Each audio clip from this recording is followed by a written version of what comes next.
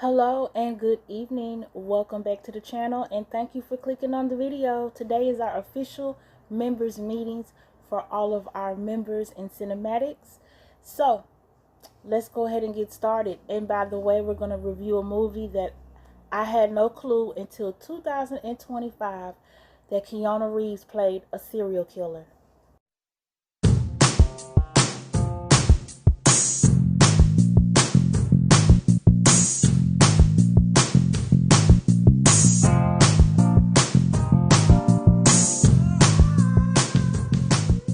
Now, before we get into the movie review, we do have some things we need to discuss because this is an official members meeting. And because of that, on today's agenda, we will be discussing the channel's analytics. We'll be also talking about what's going to be coming up for the remainder of this year, as well as our movie review to Keanu Reeves in 2000, The Watcher. I really will appreciate it if you would sit through the whole entire video. But I'm not going to hold you hostage. If you want to skip to the movie review, this is the timestamp that you can go to. If you are still here with me, you are awesome and you rock, and that's why you are an official cinematic to this channel. We are 6 months into the year, and how's the channel doing? Well, the subscriber count is climbing up, which is the right direction because our goal is to get to 1,000. So right now we are currently at 671 subscribers. Yes, yes, yes. A round of applause to all of our new cinematics that have joined the channel here at Clubhouse 81. Also, that puts us like up over 20 subscribers since we last met for a members meeting at the end of last year. So something that we usually don't do over here, but I think is well deserved, is that we're going to have a mini celebration on the channel here Thursday, July the 3rd. Stay tuned to see what that's all about, but that will be us celebrating our milestone of over 670 subscribers to the channel. With our cinema club growing over here, hopefully we can improve two areas. One of the area is, of course, our subscriber count. The second one is thumbs up.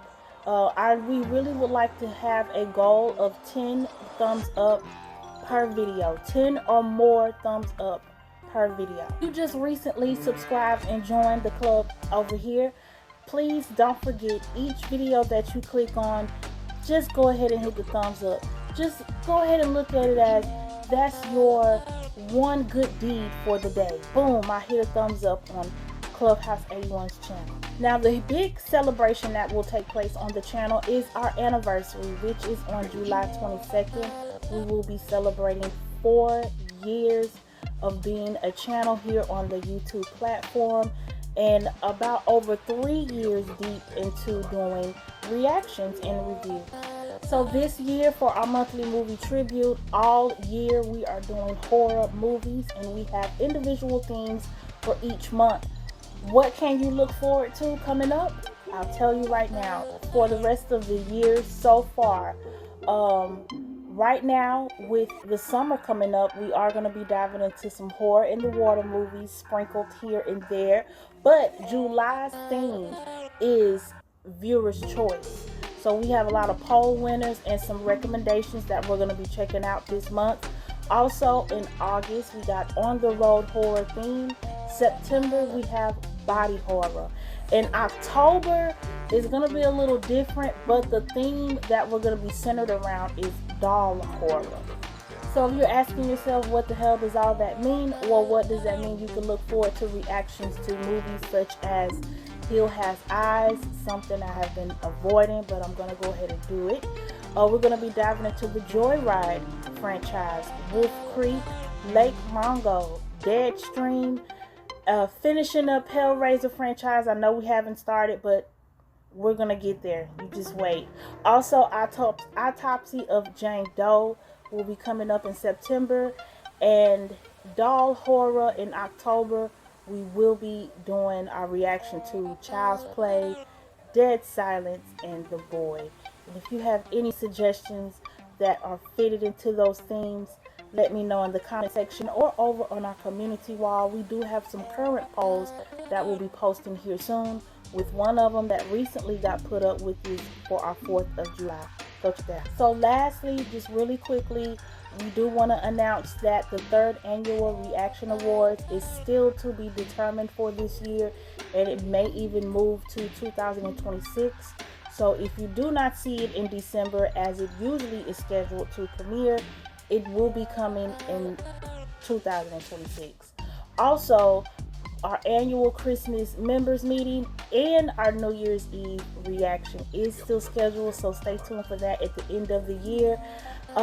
Yeah, a lot to come. Double check your bells, share out the channel, let's grow together, get some new cinematics here to the club, and let's also focus and work together on the channel participation with getting those thumbs up to over 10 per video, and going down in the comment section, even if you're just dropping an emoji.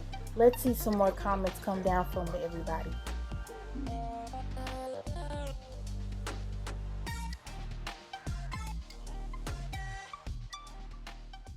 Right, here we are. The meat and potatoes of today's video that everybody's probably wanting to see. My review to 2000 The Watcher. And it stars Keanu Reeves. Also with James Spader, Marissa Tomei, and Ernie Hudson. So this is not a late night watch for me. This is not something that I just came across channel surfing. This is actually a movie that I came across as I was visiting a friend's home who still has a DVD display in his house. And he had this movie. And I was picked up because I saw Keanu Reeves' face on it. I had never heard of the movie The Watcher. The only version of The Watcher that I had heard was the one that recently came out in 2022, which I heard was not good. So then he proceeds to spoil it for me when I was picking it up and looking at it. And he was like, oh yeah, you never seen that movie? Keanu Reeves plays a serial killer. And I was like, thanks. But I was also like, thanks in a good way, because I never knew he played a bad character. I never knew that in his career. I thought he only played good guys. So here we are, The Watcher. The Watcher for weeks.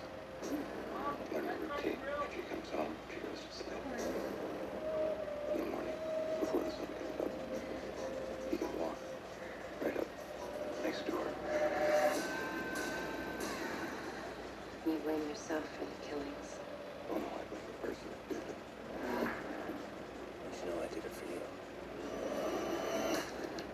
For Detective Joel Campbell, the case that never closed. His last alias was David Allen Griffin. I worked the case for 3 years in Los Angeles. We attributed at least 11 homicides to him. Is coming back to haunt him. What's he doing in Chicago? I assume he's still strangling young women with piano wire. There's a story, a ritual that he follows. Over the years, I became part of the story. What do you think the chances are he's watching us right now? I know your job is hard, so I'm willing to take steps to try and make things work between us.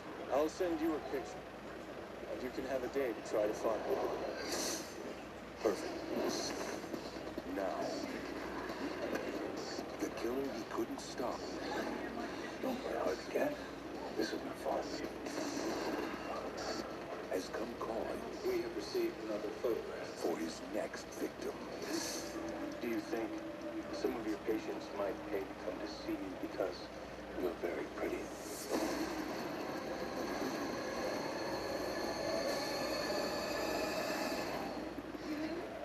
The Watcher. Now, I read through the grapevine that allegedly Keanu didn't even sign up for this movie legally.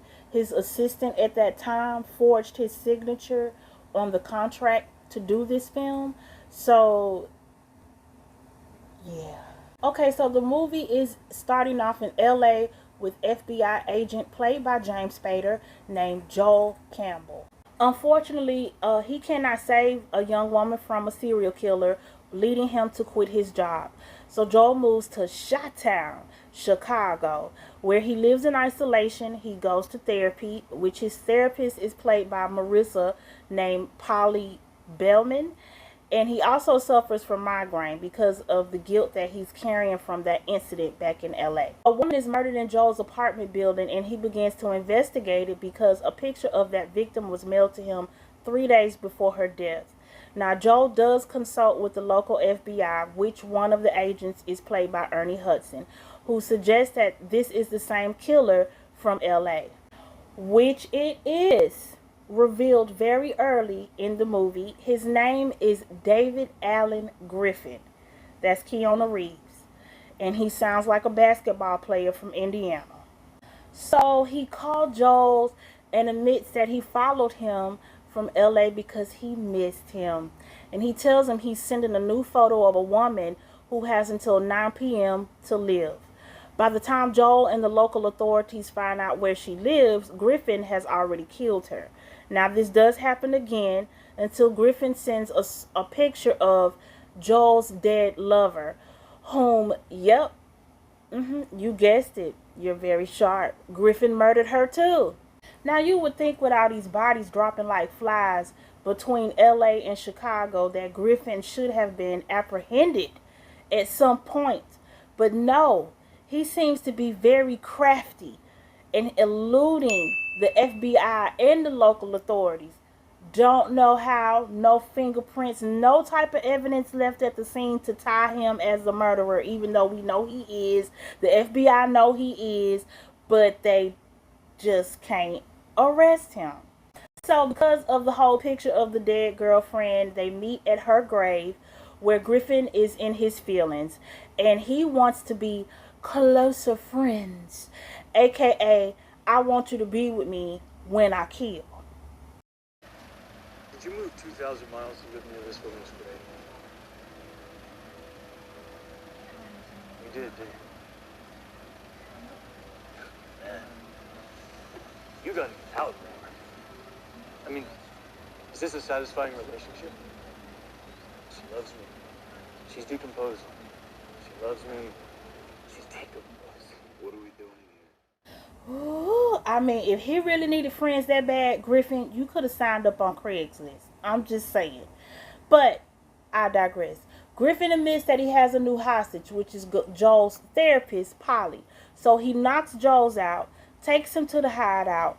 Joel tells Griffin, thank you, which stops Griffin from strangling Polly and gives Griffin a hard on or something like that. So that gives Joel time enough to attack him with a pin to the neck, shoot him in the arm, grab Polly, run out the warehouse, and it explodes, killing Griffin. Now, I walked away from this movie like, nah, it was, nah, okay?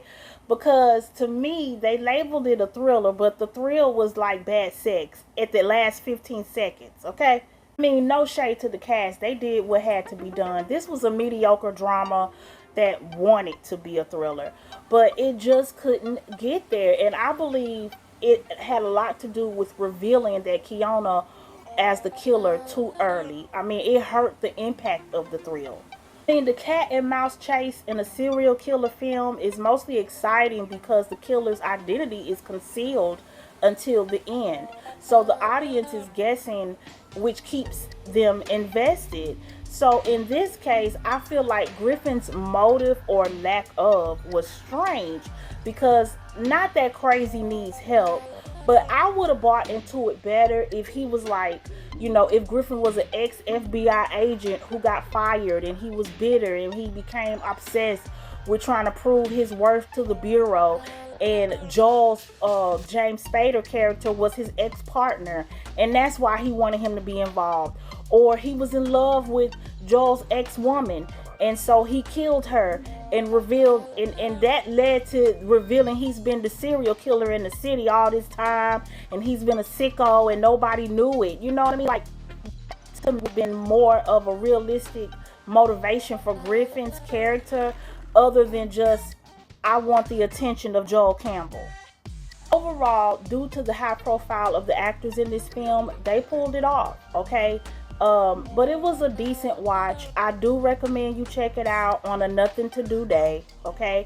Don't go out of your way to sit down and watch this because it's not free, and I just think you would be taking a risk on that one. But it's up to you. Maybe you're a diehard Keanu Reeves fan and you want to pay for it. But either way it goes, I do recommend you check this out once in your lifetime, because this is probably, if not the only film that he will be playing a bad guy. Okay, so the next time we meet will be at the end of the year. In the meantime, let's stay focused on growing to 1K subs, getting over 10 likes on each video, and making sure that you don't miss any of the upcoming content to the channel. Thank you all for your support and your patience and your love to me. Thank you. Sending y'all hugs and kisses. I'll see you in December, my cinematics. This meeting is adjourned.